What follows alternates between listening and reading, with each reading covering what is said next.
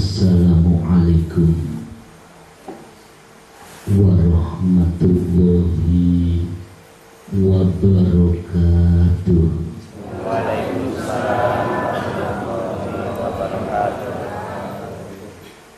Bismillahirrahmanirrahim. Alhamdulillahilladzi huwal ahad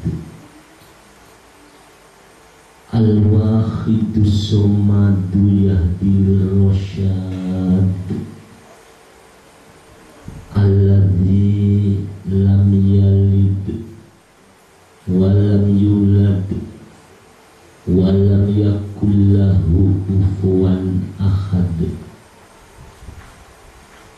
Allahumma ya aliyu ya azim, salli ala sayyidina Muhammadin bil qadril azim wa ala alihi wa sahbihi wa barik wa sallim wahdina wa binas siratal mustaqim.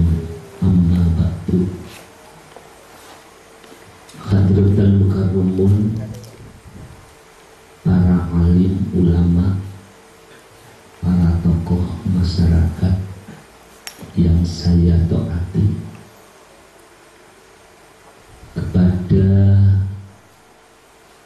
pihak pemerintah, walaupun para pemerintah yang terkecil, yaitu Bapak RT atau Kepala Lingkungan RW yang saya muliakan,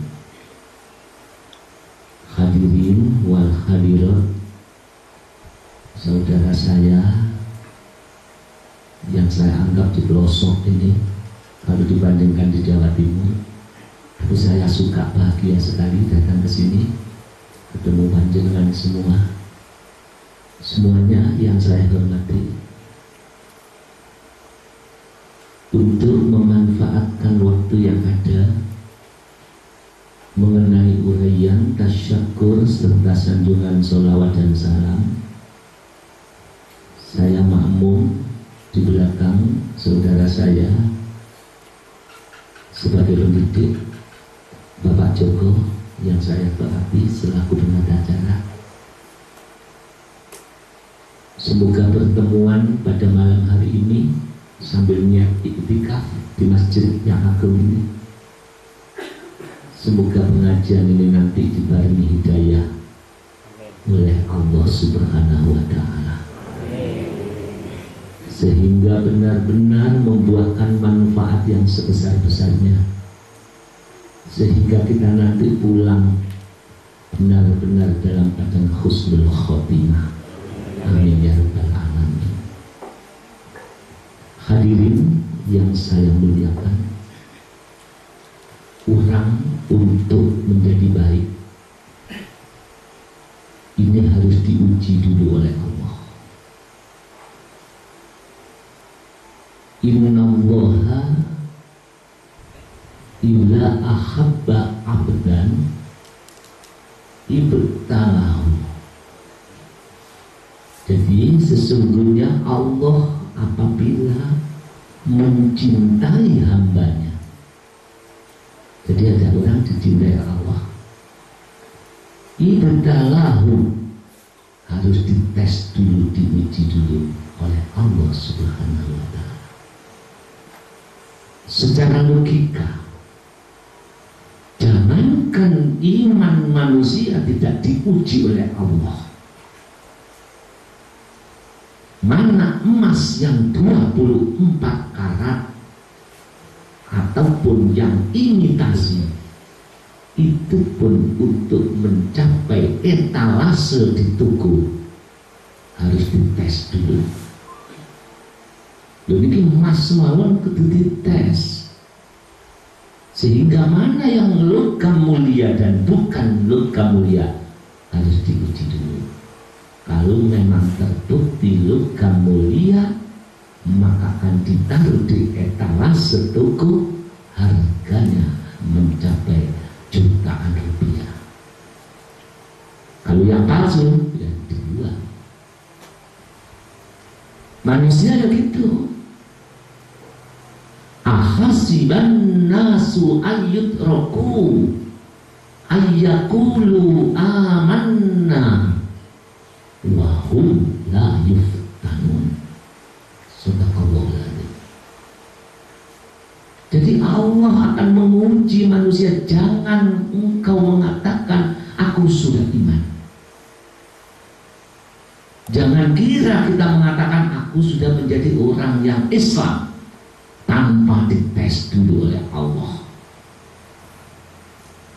Wahum la yuftanun, dan kita akan diuji dulu oleh Allah. Jadi hadirin, manusia ini nanti mulia sungguh-sungguh di sisi Allah harus melalui ujian lebih dulu. Tanpa ujian raiso.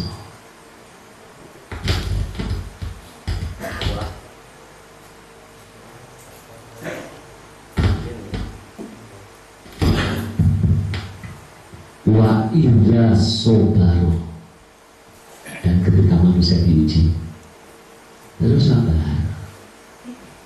Jangan tidak ngersulo kalau jawab. Diuji apapun dia sabar. Walaupun nanti maini minyak muda, tidak usah anarkis, karena itu sudah skenario. Sabar, percuma. Kita harus tawakal. Wa idza sabaru ijtabahu, maka orang itu akan dipilih oleh Gusti Allah. Wa idza rodi, tapi ini diberi sabar, ridho. Dia nyadari bahwa segala sesuatu itu skenario Tuhan. Terus ridho. Dia diem, karena apapun harus berlaku skenario Gusti Allah. Rodi, ridho. Istofahu, maka Allah mengatakan orang yang diuji sabar dan dipilih, orang yang ridho hatinya, tenang, puas apapun terjadi, maka dia disayang oleh Allah. Maka akan muncul wali-walinya Allah di muka bumi, karena hatinya ridho dengan kehendak Sang Penguasa. Tapi sulit, orang gampang. Loh kok begitu? Karena manusia itu akan ada yang menggelincirkan. Ada musuh. Loh karena musuh manusia inilah manusia ingin jadi baik itu sulit. Sulit.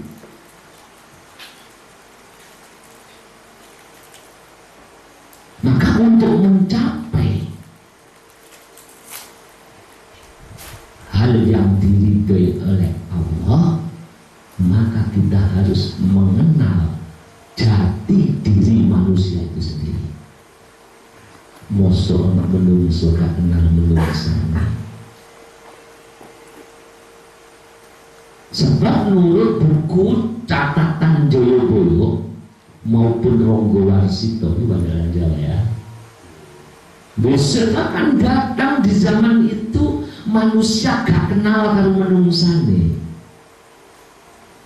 Ono menungso lali karo menungsane. Manusia tidak mengenal dengan jati dirinya. Padahal man arofa nafsahu faqad arofa rabbahu. Siapa yang hidup di dunia hanya sekali ini, dia mengenal dengan kedudukan dan jati dirinya, kenal dengan siapa dirinya. Faqad arofa rabbahu, sungguh dia akan mengenal Sang Penciptanya, mengenal Pangerane Allah Subhanahu wa Ta'ala. Kalau begitu manusia itu siapa sih? Apa dampak manusia gak kenal dengan dirinya? Sekarang panjenengan kan bersyukur. Kalau soal ilmu kalian Gusti Allah oleh Allah kerojokan dadaran bodoh. Betulnya terlalu bodoh. Al-Quran diturunkan oleh Allah di zaman ini. Tidak ada anak yang tidak bisa baca Al-Quran. Mayoritas sudah bisa. Lebih-lebih di Jawa Timur. Tapi gara-gara manusia tidak kenal dengan jati dirinya inilah, akeh kang apal Quran hadisi tapi seneng ngafirke marang liyane, kafiri dewi ora digateke. Syairnya Gus Dur.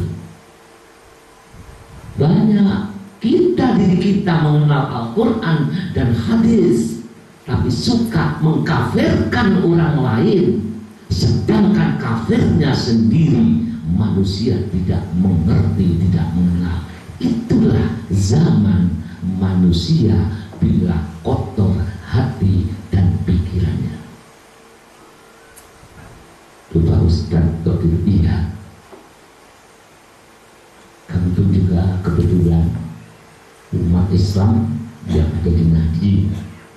Saya di sana sebagai wakil Suriah di daerah saya, Suriah yang dulu.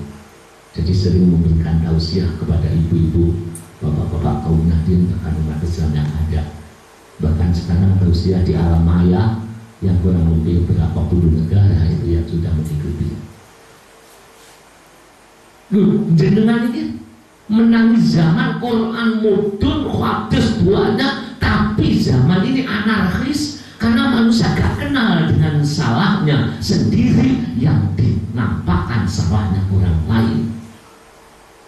Saya ingat Pak Joko dulu dalam bahasa peribahasa, gajah di pelupuk mata gimana? Tidak nampak, sedangkan kuman di seberang lautan yang kecil nampak. Kesalahan orang lain walaupun kecil nampak, sedangkan kesalahan sendiri gede ya opo tidak nampak. Inilah zaman bila manusia tidak mengenal jati diri.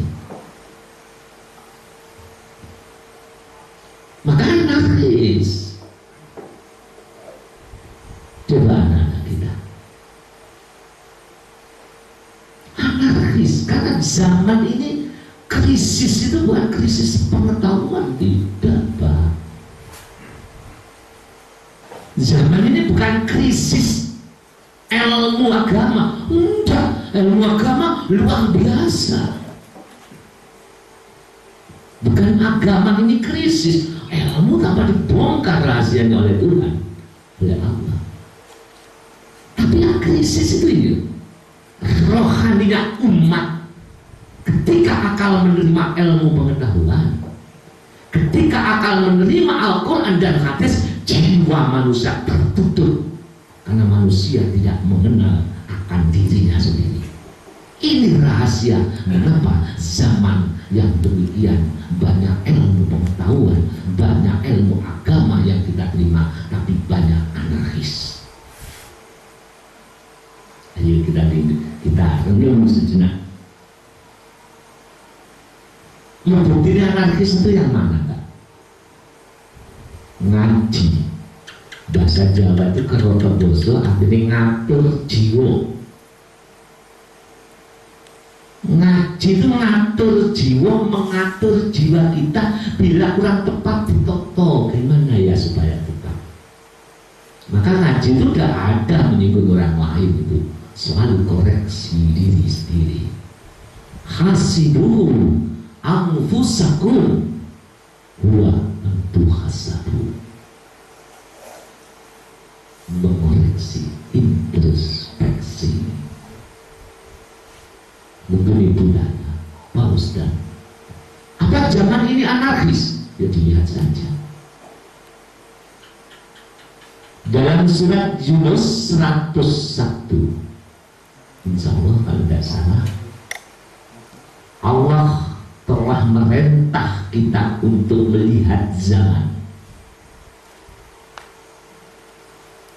Bismillahirrahmanirrahim. Ini firman Allah. Qul induru ma fis samawati wal ardh.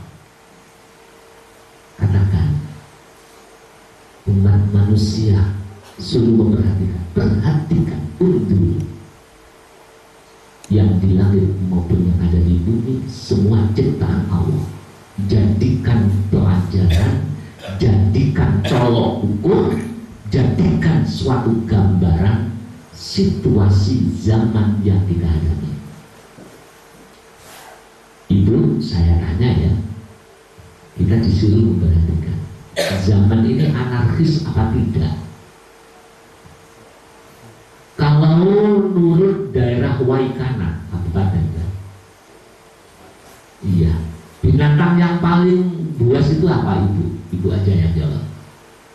Yang paling buas, paling kejam, makan binatang lain itu apa yang paling buas? Apa bu? Harimau. Sama dengan Pasuruan itu.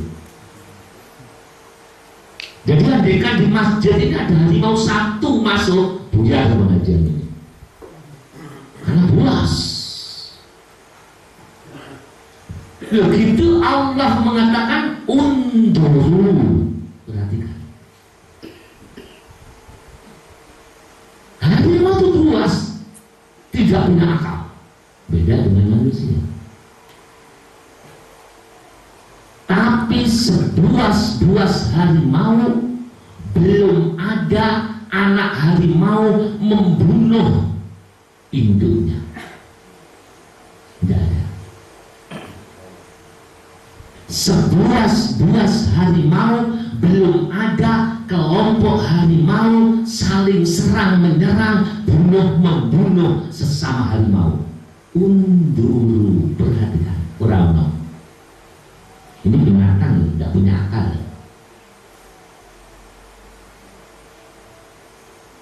Sebuas-buas harimau, tidak ada macan kolungun tal gogori. Tidak ada macan memakan anaknya macan. Kita tambah lagi.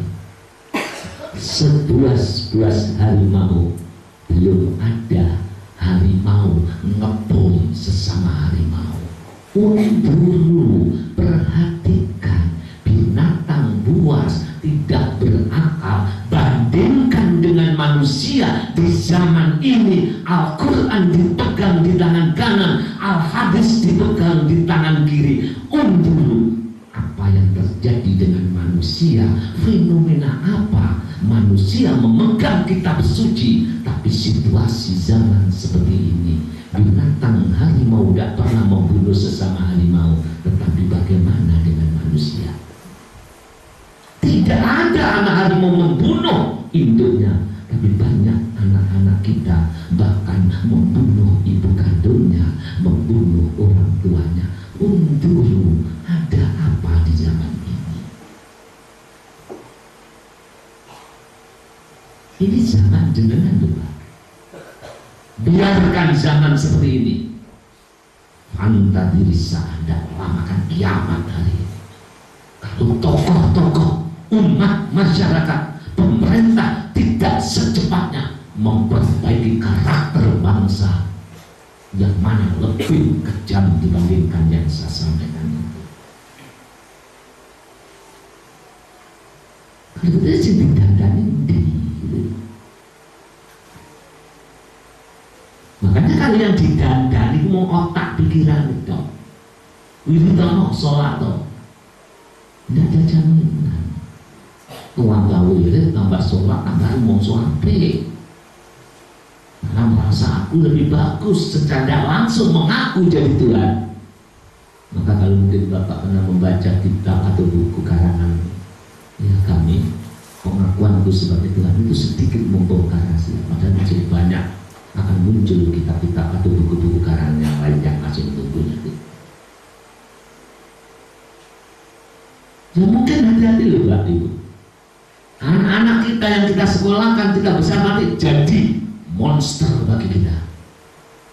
Orang tua dipisui, orang tua dihardik, bahkan mungkin ada anak-anak kita membunuh diri kita karena karakternya demikian tidak kunjung kita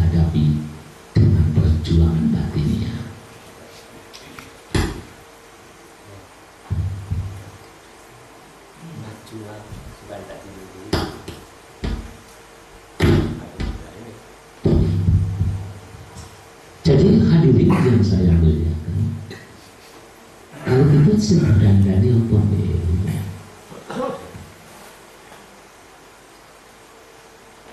dalam tubuh manusia jenengan sungai. Ini Allah Subhanahu wa Ta'ala menciptakan alat tubuh jumlahnya itu ribuan. Jadi Pak Yai, saya, Abah, itu ada alat tubuh ribuan. Ada mata, ada telinga, ada onderdil lain. Semua manusia sama. Cuma Allah menaruh satu onderdil alat tubuh yang menentukan manusia itu jadi manusia yang sempurna atau manusia yang gak kenal dengan dirinya. Hanya ada satu alat. Kalau satu itu baik, baik. Kamu itu satu itu jelek. Ada di dalam tubuh itu. Belas alat tubuh yang ada di tubuh kita ini baik. Walaupun kuli kebun karet, walaupun dia seorang yang miskin, tapi bila alat tubuh itu baik, maka Allah mengatakan walaupun miskin, walaupun bodoh, maka semuanya akan menjadi baik. Alat itu satu ya. Tapi begitu pula bila jahat, jelek, rusak, alat tubuh itu kok rusak yang ada di dalam tubuh manusia. Tidak peduli dari Jawa Timur dipanggil Pak Ustaz. Itu kan bungkusnya. Itu kan bungkusnya yang baik. Tapi dalamnya ini yang mempengaruhi. Kiai kan bungkusnya saya. Dalamnya kita tidak tahu. Bila satu alat tubuh itu rusak, maka tidak pandang bulu itu pejabat. Saya sendiri yang panggil Ustaz, maka rusak semuanya. Ketika itu ditanya, apa itu ya Rasul? Ala wahyal qulbu. Ingat, alat tubuh yang menentukan surga atau neraka manusia, baik tidaknya manusia, itulah hati manusia atau disebut jiwa manusia. Inna fil jasadi lamudghatan idza suluhal jasadi kulluh wa idza fasadal jasadu kulluh ala wahyal qalbu. Jadi kalau baik semua, kalau tidak rusak semua. Ingat, itulah hati. Sedangkan menurut Imam Ghazali,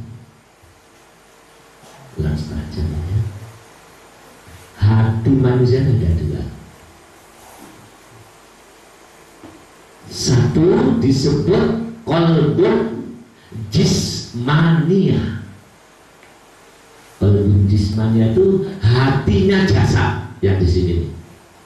Ada di sebelah bawah rongga dada, di sebelah sini. Semua manusia punya sebesar genggaman tangan. Kalau sakit namanya liver.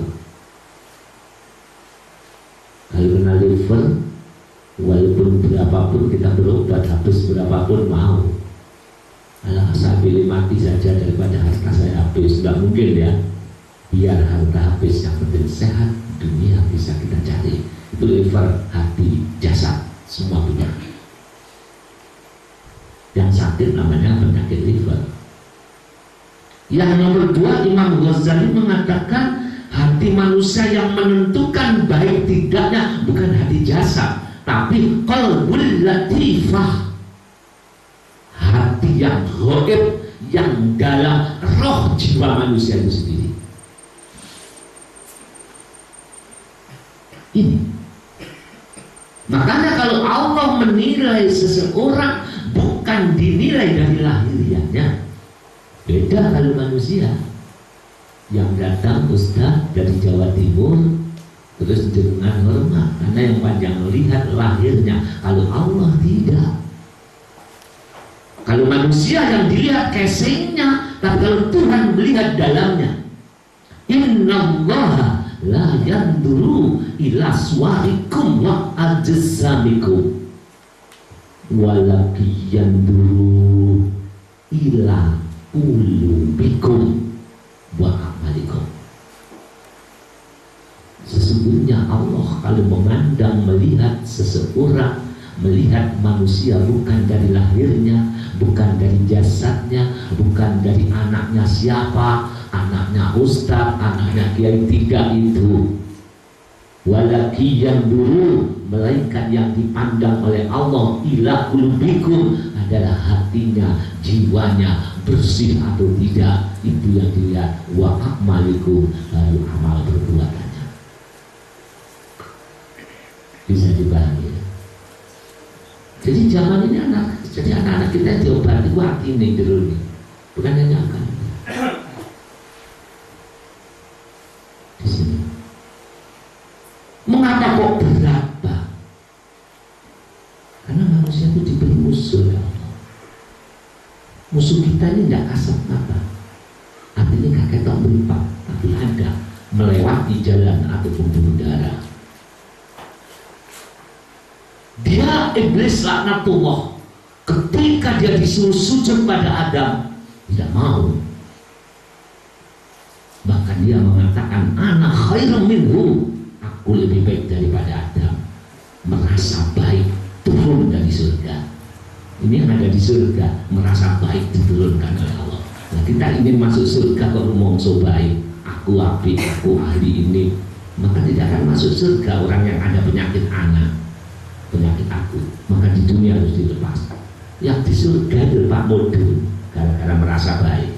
Nah, jangan mau masuk surga mau so apik, merasa begini, dengan orang lain tidak menghargai, seakan-akan saya baik sendiri.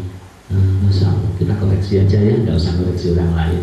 Seakan-akan saya sudah bertepat, sudah alim, buang jauh-jauh perasaan itu, karena kita akan pulang kembali padanya.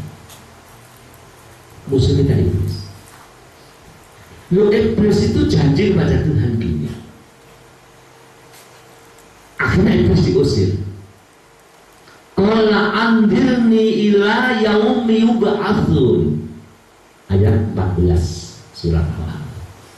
Kalau saya engkau usir ya Allah, maka tangguhkan kami, beri waktu, jangan dimatikan saya ila yaumi yub'atsun, sampai hari berbangkit. Untuk apa iblis? Semua anak manusia akan saya sesatkan. Fabi izzatika la ughwiyannahum ajma'in. Al-Asad 82 ayat. Dengan keagungan dan keluhuranmu ya Allah, dengan kemuliaanmu ya Allah, setelah aku kau tangguhkan, saya berjanji semua anak cucu Adam, manusia anak cucu Adam yang ada di waris kanan, semua akan saya sesatkan, semua akan saya hancurkan, biar dia tidak akan selamat seperti hanya aku kau sesatkan. Jadi iblis itu tidak tidur, diberi waktu sampai hari kiamat. Akhirnya iblis itu tahu, ditanya, iblis, kamu kalau goda orang waris kanan atau menggoda ustadznya itu gimana iblis? Ya Allah, saya menggoda manusia, saya prioritaskan adalah hati manusianya. Atine sing kula godha niku. Selain hati apa? Sing kula godha wasyarikhum fil amwali wal aulad. manusia hatinya saya tanduri penyakit hasud,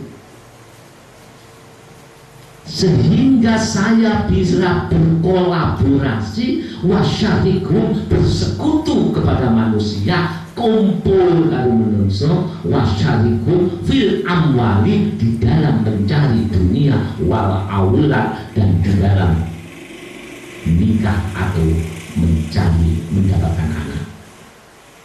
Itu jadi terus.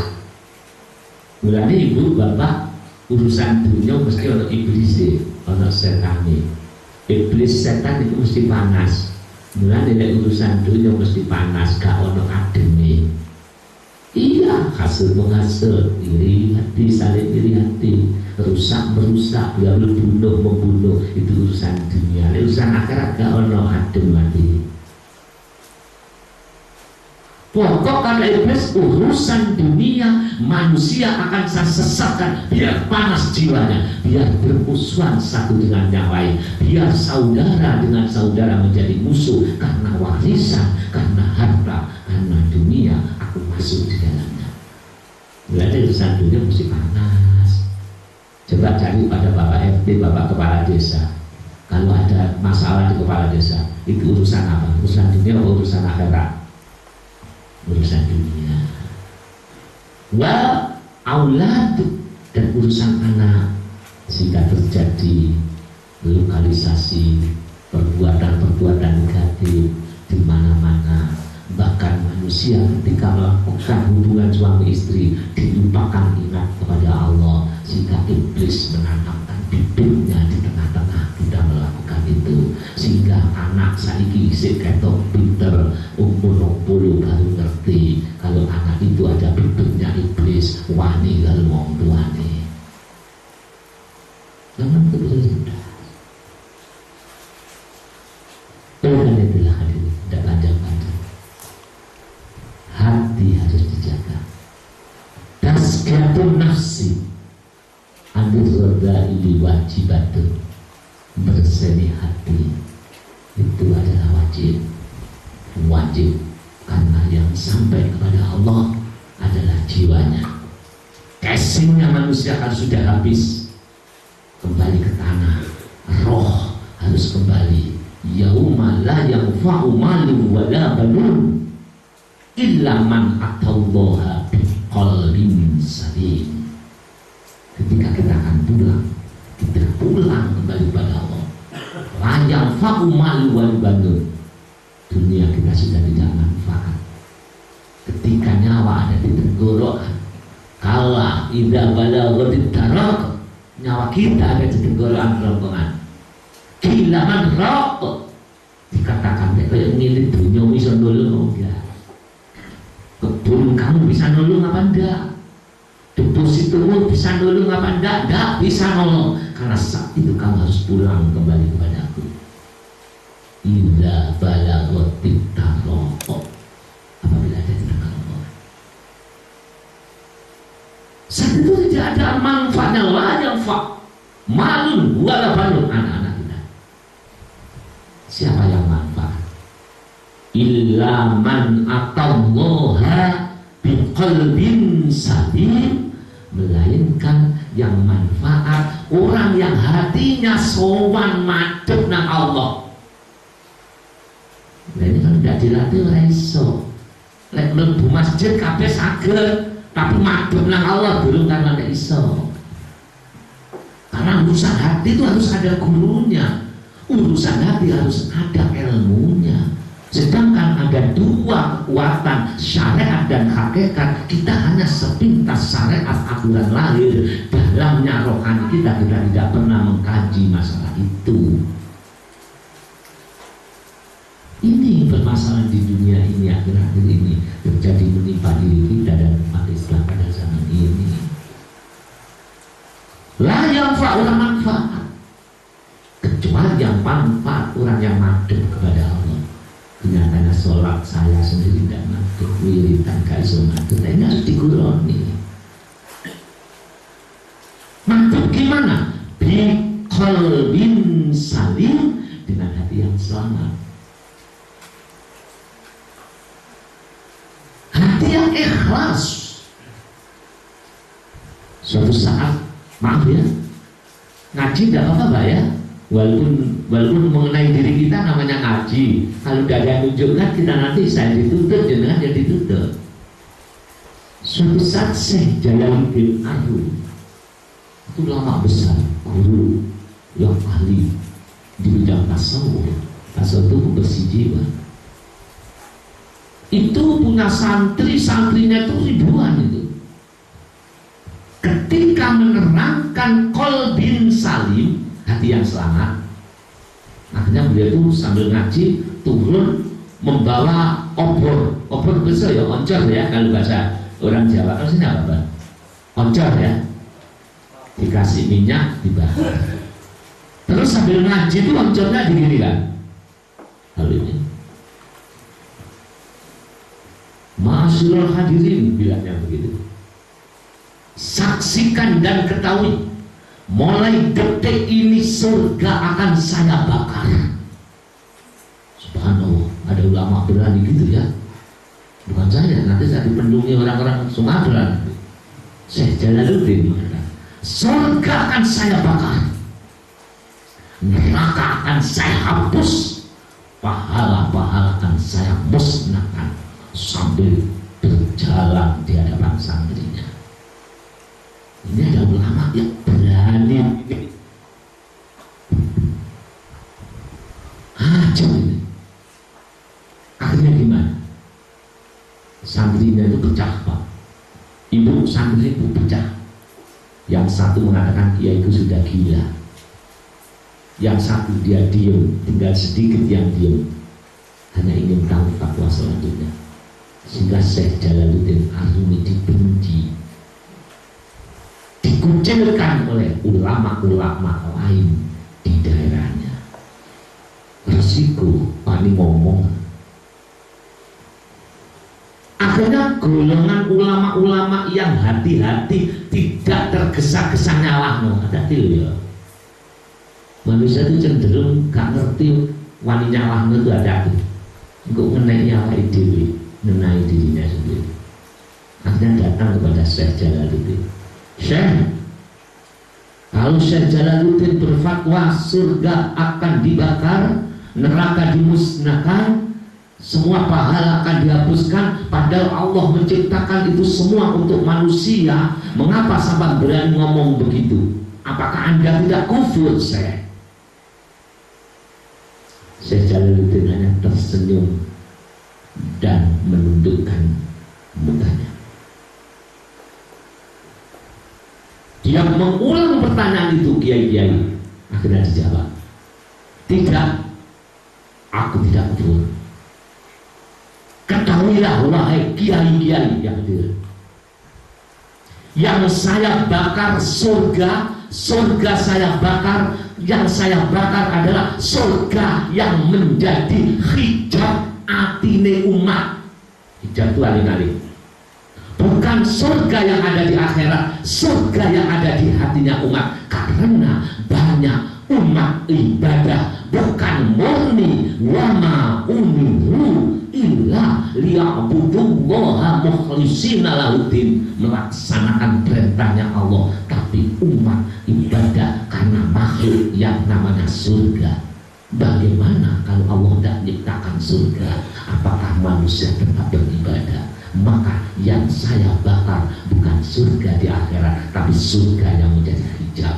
Titik-titik lu mau haji yang penting surga, nyambut gawe ibadah yang penting surga. Inilah sehingga iktikadnya umat tidak murni karena Allah. Ini yang saya bakar. Sedangkan neraka saya musnahkan. Banyak umat istighfar menangis bukan karena Allah, padahal diperintah Allah, tapi karena takut neraka, takut disiksa.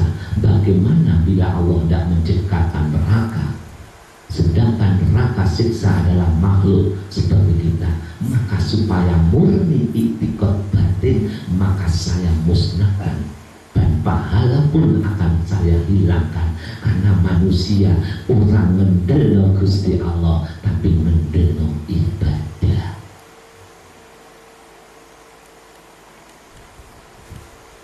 Apa dasarnya Kiai? Dasarnya wa ma khalaqtul jinna wal insa illa liya'budun. Shadaqallahul azim. Surat Ad-Dzariyat ayat 56. Kata Allah, aku orang nyiptakno jin dan manusia. Aku tidaklah menciptakan jin dan manusia, melainkan kuciptakan hanya mengabdi kepadaku. Kata Allah, illa liya'budun. Kalau dia mengharap kepadaku. Kalau dia takut kepadaku. Makanya ketika Ibunda Rabi'atul Adawiyah ditanya, ma habbatuka khaufan minnu minnarika wala tamu'an fi jannati. Aku menangis, aku tobat, aku haji, aku sholat malam, aku bermujahadah, aku berzikir bukan karena takut nerakamu dan bukan karena mengharap atau bukan karena surgamu. Aku semuanya hanya karena Engkau ya Allah. Apa kamu tidak ingin surga? Ibunda Rabi'atul Adawiyah, saya pasrah kepada Allah. Innallaha la yukhliful mi'ad. Sesungguhnya Allah tidak akan mengingkari janji. Kalau ikhlas pasti diberi. Ini yang harus kita cari.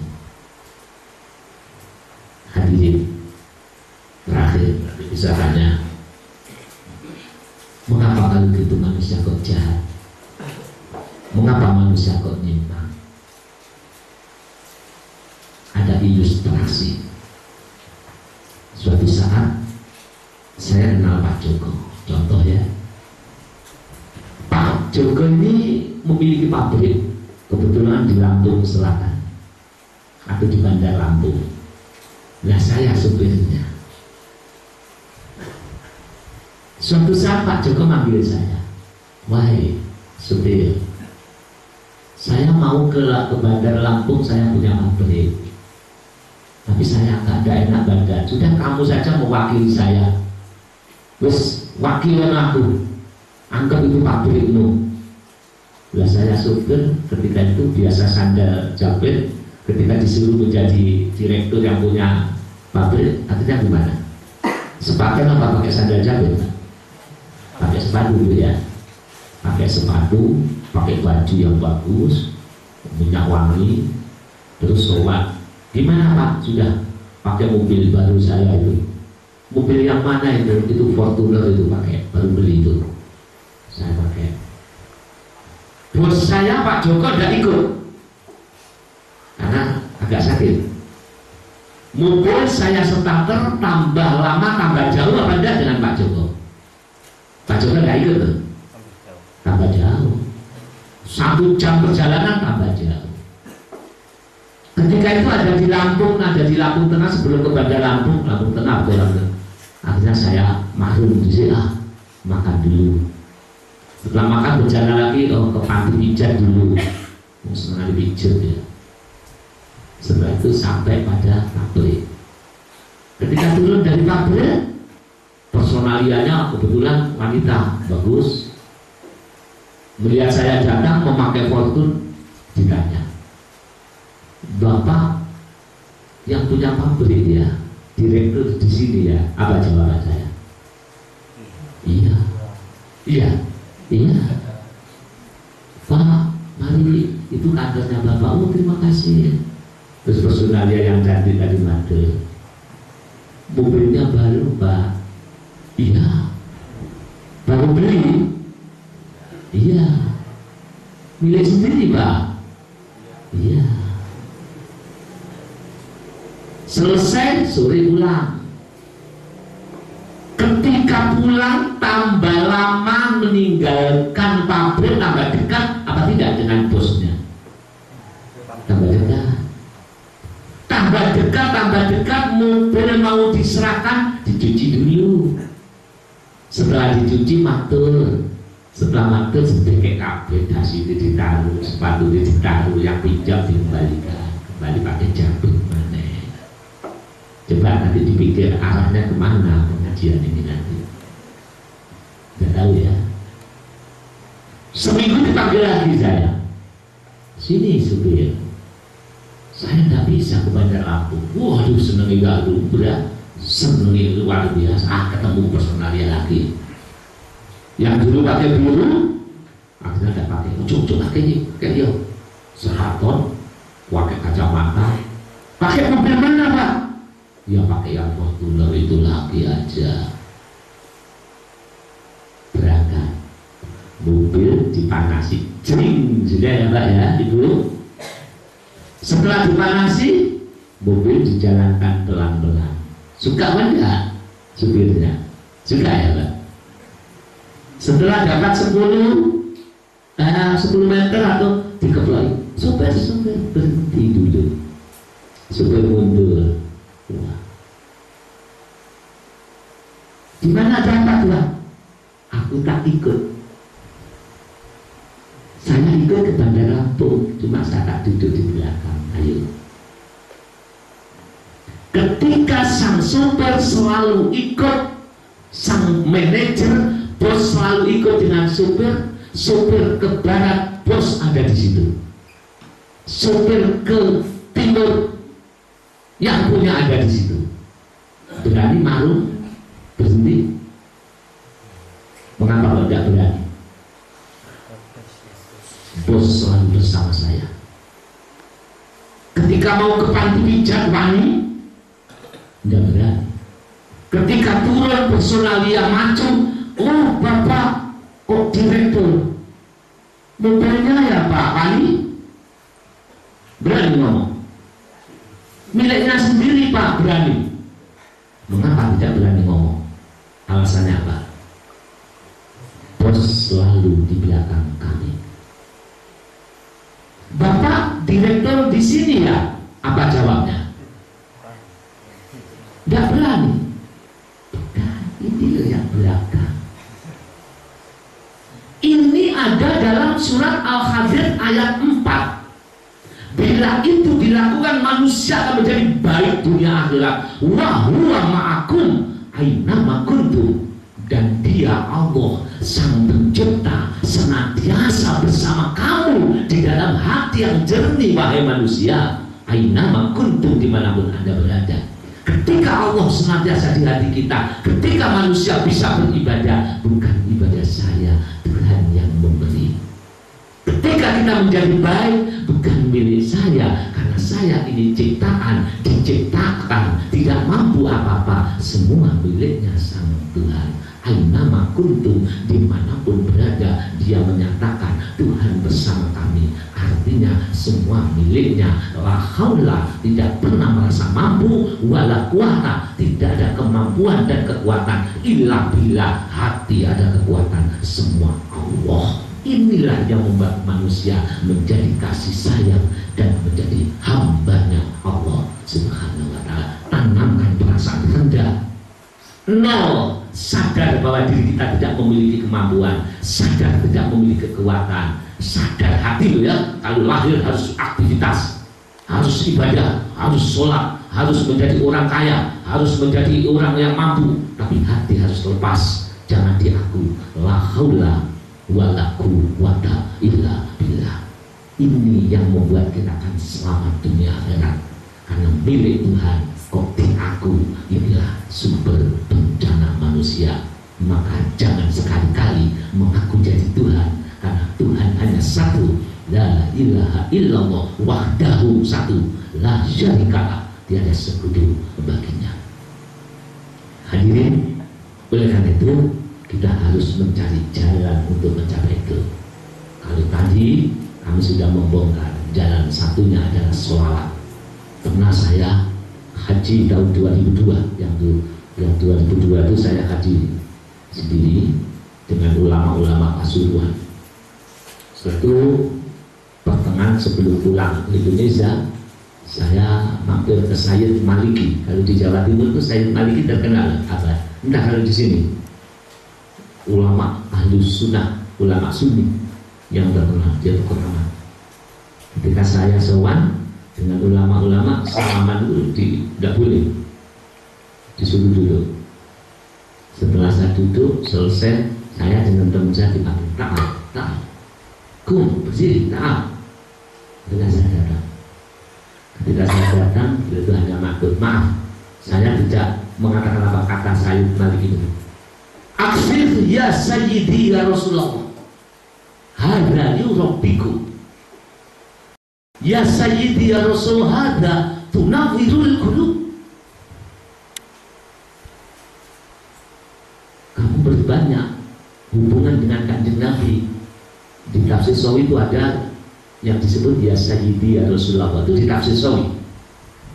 Ilmu memang luas ya Pak ya, yang kita ketahui hanya sedikit, yang banyak yang belum kita ketahui, maka kita harus merasa bodoh. Di situ ada ya Sayyidi ya Rasulullah, berbanyak. Akhir ya Sayyidi ya Rasulullah, hadza yurabbikum. Berbanyak kamu hubungan dengan Rasul, tidak ya Sayyidi ya Rasulullah, hadza yurabbikum. Ya Sayyidi ya Rasulullah ini membimbing kamu menuju Tuhanmu, sehingga ketika kamu tidak bisa madem, itu guru rohanimu yang mengantarkan jiwamu. Fattabi'uni yuhibbukumullah, maka ikuti aku kata Rasul, maka niscaya kamu dicintai Allah. Kuncinya ada di sholawat, ada di utusan Rasulullah SAW. Tapi semuanya di tangan Gusti Allah SWT. Itu di atas. Itu Sayyid Maliki ya. Oleh karena itu, kalau Anda berkenan selain wirid yang banyak, wirid selawat apa tibaan ada di Pak? Ada, bagus. Ya Nabi salam alaika, itu rumongso merasa cinta pada ya Nabi salam alaika sudah di hadapan kita, tapi hati harus kudur. Berdoa ya Sayyidi ya Rasulullah, ini harus kudur dibaca. Walaupun itu 10 menit, setengah jam, tak usah dihitung, yang penting dilatih pasrah pada Allah. Atau baca selawat apapun atau wirid apapun. Itu pernah terjadi ketika saya omongan dengan salah satu ulama yang ada di Surabaya. Waktu itu hanya mandindi, ampun di ini dengan ini ya, saya tidak selawat dengan al-Qudsi. Ya itu sehingga saya jawab. Kalau sampai bisa menjawab pertanyaan saya jawab Pak Yai. Ya apa? Obat satu apotek yang paling ampuh yang mana? Tidak sendiri. Akhirnya jawab, obat satu apotek ratusan ribuan macam itu yang paling ampuh itu yang pas dengan penyakitnya. Betul. Panjangan penyakit mata obat itu penyakit liver, tahu? Tidak jadi kalau penyakit mata cari obat penyakit mata. Kalau penyakit liver, cari obat penyakit liver. Makanya obat sapu itu kalau sing elek apik kabeh. Wirid satu jagat itu kalau sing elek apik kabeh. Cuma butuh jenengan apa gitu.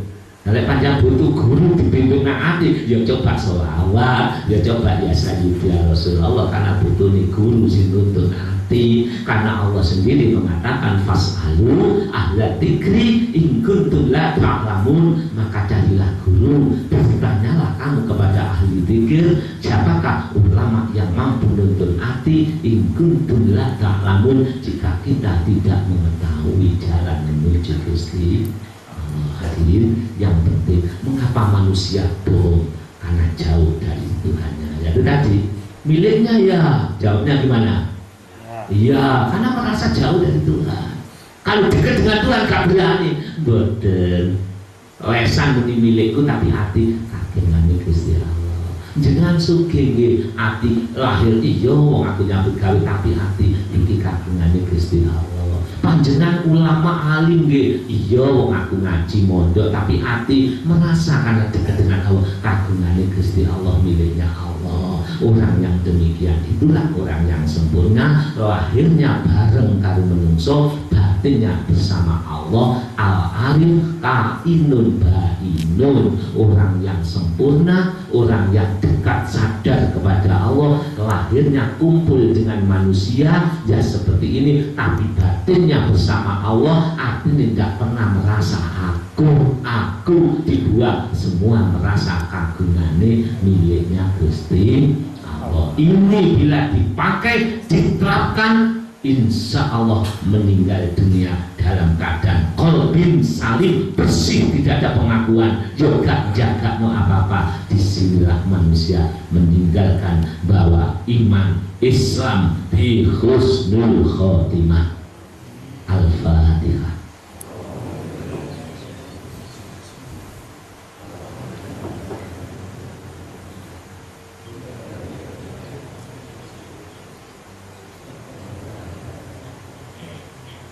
Mari kita baca selawatnya. Allahumma sholli ala sayyidina Muhammadin wa ala ali sayyidina Muhammad. Allahumma sholli ala sayyidina Muhammadin wa ala ali sayyidina Muhammad. Allahumma sholli ala sayyidina Muhammadin wa ala ali sayyidina Muhammad. Di hati, dirasakno di hati, konsentrasine di hati. Allahumma sholli ala sayyidina Muhammadin wa ala ali sayyidina Muhammad. Allahumma sholli ala sayyidina Muhammadin wa ala ali sayyidina Muhammad. Sekarang baca, tidak memanggil langsung, ya Sayyidi ya Rasulullah, dirasakan di hati, ya Sayyidi ya Rasulullah. Itu ditafsir sawi, wanda ditafsir sawi. Ya Sayyidi ya Rasulullah, ya Sayyidi ya Rasulullah, ya Sayyidi ya Rasulullah, ya Sayyidi ya Rasulullah, ya Sayyidi ya Rasulullah. Hadirin, demikian tadi janji menawi wonten singkatnya, kalau ada yang tanya sebelum ada itu walaupun terbatas, kami beri kesempatan kepada Bapak Ibu yang mau bertanya sehubungan dengan ilmu yang kami sampaikan tadi, saya beri kesempatan. Kalau tidak ada, ya kami tutup. Lebih mumpung kita ketemu di Moga.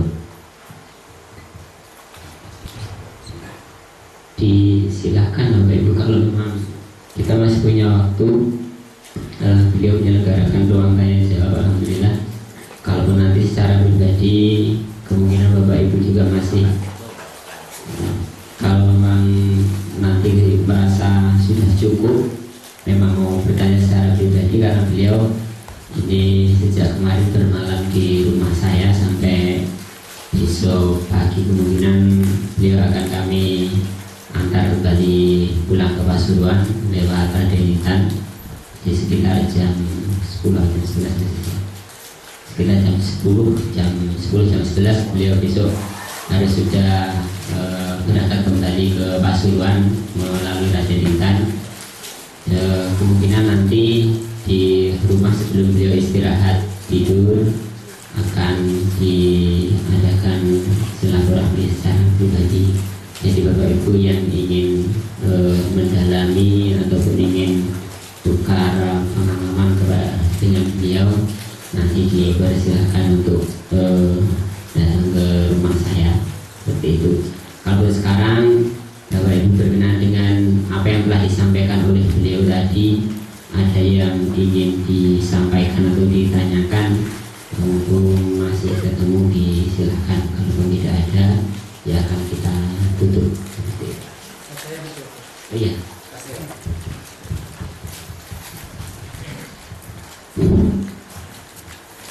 Assalamualaikum warahmatullahi wabarakatuh.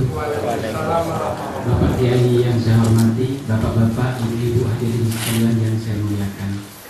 Yang saya tanyakan, walaupun mungkin agak nyimpang dikit dari materi, cuman artinya tidak kita berbicara seputar yaitu agama Islam gitu. Yang saya tanyakan yaitu yang pertama, dan firman Allah dalam surat At-Taubah ayat 18, kalau nggak salah yang artinya saja saya bacakan karena tentu lebih ini paham Pak Kiai. Kita diperintahkan untuk memakmurkan masjid-masjid Allah. Sudah itu berangkat lagi dari hadis Nabi dalam Sahih Bukhari yang saya baca, yang artinya lebih kurang apabila telah masuk waktu sholat, maka Nabi akan menyuruh seseorang untuk memandangkan azan. Lalu Nabi akan mencari ke rumah-rumah untuk mencari laki-laki yang tidak berangkat berjamaah ke masjid. Lalu apabila tidak mau berangkat ke berjamaah ke masjid, maka kata Nabi akan mengumpulkan kayu bakar, suruhnya ada orang mengumpul kayu bakar dan membakar rumahnya. Nah, dari dua ini, dari perpaduan antara firman dan hadis ini, tentunya artinya persoalan ini bukan hanya terjadi di Sri Basuki, terjadi di mana-mana. Kadang-kadang udah muang-kuang, ada yang azan di masjid, apalagi kita ini Pak Yai ya, karena kita ini artinya super sibuk, petani yang artinya yang buruh, yang kebun karet, yang sawah dan sebagainya, tentunya sibuk luar biasa untuk kita bertani itu. Jadi misalnya jam 12, sekarang ini jam 12:02 kita harus melaksanakan mulai masuk zuhur. Kita tunda dulu, tunggu dulu lah zuhur itu karena waktunya belum selesai, tunggu dulu waktunya jam 3 biar mendekati azan. Azan nanti jam 3, azan sekarang jam 3:22, tunggu dulu lah sampai maghrib nanti pekerjaan itu belum selesai. Begitu selanjutnya sehingga artinya bisa dikatakan yang berjamaah di masjid itu maghrib kita ada kecapean, isya ada kecapean. Apakah ada kajian yang lain dari firman dan hadis yang saya bacakan? Artinya cukup saja kita sholat di rumah, nggak usah kita berjamaah. Cukup saja kita ada amal-amalan, sudah itu cukup aja kita yasin-yasinan, artinya nggak usah kita berjamaah, artinya cukupnya itu. Mohon penjelasannya kalau ada kajian lain. Itu saja yang saya sampaikan. Saya akhiri wabillahi taufiq wal hidayah. Wassalamualaikum warahmatullahi wabarakatuh. Terima kasih Abah. Inilah fenomena zaman Rasulullah di awal sulit untuk melaksanakan jamaah, tapi setelah dididik oleh Rasulullah, jiwa umat sadar dan berkesadaran bahwa kita harus mengabdi kepada Allah. Di saat itulah Rasulullah berfatwa dengan timing waktu yang tepat. Sampai Rasul mengatakan bila ada seseorang tidak berjamaah, saya bakar dulu. Memang ada hadisnya. Oleh karena itu di zaman ini apapun mutlak itu harus ditegakkan. Masjid harus dimakmurkan. Masyarakat harus mengisi masjid dengan jamaah sebagai ukhuwah Islamiyah di bidang casingnya. Itu casing. Selain yang paling utama adalah berarti ketika Rasul ada di Medina 13 tahun didik rohani baru hijrah ke Mekah, dua-duanya harus diisi. Tapi seiring Rasulullah meninggalkan dunia, Islam semakin sempurna, semakin jauh, semakin hilang kesempurnaannya. Inilah fenomena di mana hati umat manusia lebih-lebih di akhir zaman ini sudah tidak ada sadar. Oleh karena itu dakwah Rasul itu bijaksana, dan bijaksana harus betul-betul lihat sikon. Gimana kalau melihat sikon yang ada di daerah kita? Maka hati dan si umat dilatih sadar kepada Allah. Sudah bayangkan ketika jauh dari masjid kita melaksanakan di ladang, terdengar suara doa, kesadaranlah yang membawa kita sholat berjamaah. Tapi ketika tidak sadar, jangankan untuk sholat, untuk ingat bahwa waktunya saya istirahat saja kita tidak mampu. Maka apa yang digaulkan Abah tadi itu benar, itu Al-Quran, itu Al-Hadis, dan kita harus bercita-cita ke sana, dan kita harus ikhtiar ke sana. Dan kami tahu, saya pun tidak usah orang lain, sangat lemah sekali iman kita. Toh kalau kita mampu sholat berjamaah, rohani kita sangat lemah, kita merasa lebih baik daripada yang lain. Akhirnya kita merasa lebih unggul dari orang lain, padahal merasa lebih baik. Ayat khulil jannata makana rikol bihi miskala darati min kibrin. Oleh karena itu kedua-duanya maka syariat harus ditegakkan, Bapak. Maka sejujurnya panjenengan dengan ayat-ayat itu harus mengerti. Tapi zaman ini adalah zaman sudah seperti fenomena. Betapa ulama-ulama kita, betapa dai-dai kita menyuruh untuk melakukan itu, tapi kalau tidak ada kesadaran tidak dilakukan. Jadi Abah, ayat itu benar, hadis itu benar, dan harus dilakukan. Dan bahasa akan saya kumpulkan kayu bakar dan saya bakar itu bahasa kiasan. Arti Artinya saking beratnya, saking pentingnya kalau kamu tahu bahwa kumpul berjamaah membawa barokah rezeki, membawa ukhuwah Islamiyah. Sampai Rasulullah kata kok kamu bohong, itu kan bahasa apa Pak Yai? Majas, bahasa biasa. Bukan berarti dibakar, dibunuh, tidak mungkin. Tapi di sini artinya saking pentingnya. Oleh karena itu hadirin, bapak-bapak, ini harus diupayakan, diikhtiari apa caranya.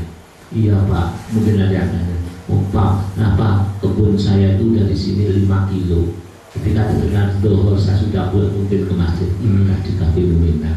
Inilah juga suatu hal-hal yang harus kita pertimbangkan. Cuma kami pernah mengatakan pada saudara-saudara saya di Lampung, maka dari itu lebih baik ladang menjadikan masjid, bawa sajadah daripada tidak sholat alasan tidak bawa sarung. Maka kalau ke kebun bawa sarung, bawa pakaian. Di sana setelah terdengar suara dohor, ladang kepanjenengan, ladang kita jadikan masjid. Allah Maha tahu keadaan kita. Kalau ini dilatih lama-lama, ladang meladang, nanti akan ada jamaah. Ketika datang ayo jamaah. Ini pun butuh kesadaran dan butuh perjuangan. Terima kasih Pak ya. Ini peringatan bagi saya sendiri dan jangan kecil hati, dilatih, dipaksa. Agama itu butuh pemaksaan, mereka dipaksa, kaiso. Kepingin sholat malam, sudah bangun, hanya pipis saja, buang air kecil. Karena tidak ada pemaksaan, coba dipaksa. Ambil air wudhu, sholat 2 rakaat saja akan berhasil. Karena harus paksaan agama itu. Yang dipaksa nafsu kita. Terima kasih ya Pak ya. Mungkin yang lain atau cukup terserah saudara. Saya ini belajar. Silakan Bapak.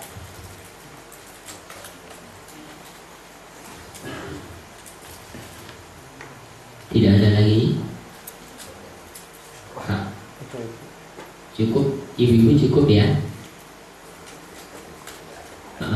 Kalau memang cukup akan ditutup dengan doa oleh beliau. Bagi yang berkeinginan untuk bersilaturahmi dengan beliau, silahkan malam ini mungkin masih ada kesempatan bersilaturahmi di rumah saya. Dan kajian-kajian beliau yang disampaikan di dunia maya, di alam hikmah yang seperti websitenya yang saya tulis di undangan kemarin, itu dapat di kajian-kajiannya tadi sudah saya copy di rumah. Jadi Bapak Ibu yang berkenan, yang ingin mendapatkan kajian-kajian beliau di alam hikmah itu, nanti silahkan saja datang ke rumah saya dan akan saya berikan CD-nya. Akan saya berikan CD-nya secara gratis. Kalau kemarin saya download, ini karena memang servernya datang sendiri ke sini, jadi ya ada sekitar 100 giga kajian-kajian beliau yang disampaikan di alam hikmah. Dan apa yang terjadi di masjid kita ini nanti mungkin seminggu kemudian akan diupload di www.alamhikmah.org. Itu kalau misalnya nanti bapak-bapak memang senang menjelajah, di sana akan kita dapati video yang sekarang ini terjadi di Masjid Al-Ikhlas ini. Nanti operatornya ya beliau Mas Yudi itu, dia yang suka mengupload itu. Nanti seminggu kemudian mungkin bisa dilihat kajian ini. Kalau sekarang ini mungkin yang terpampang di Alam Hikmah itu kajian beliau yang terakhir di Pekanbaru dan Malaysia, yang saya lihat kemarin videonya. Kemungkinan seminggu lagi video yang ngaji di kanan ini akan diupload di sana. Itu informasi bagi Bapak Ibu yang menginginkan kajian-kajian beliau, silahkan nanti menghubungi saya, akan saya berikan kopi CD-nya. Demikian informasi, terima kasih, dan acara ini akan kita tutup dengan doa oleh beliau. Mari hadirin berdoa bersama-sama untuk keselamatan bangsa negara ini dan masyarakat. Semoga diberi oleh Allah hidayah taufiknya, sadar kembali pada Allah. Mari hadirin, Al-Fatihah.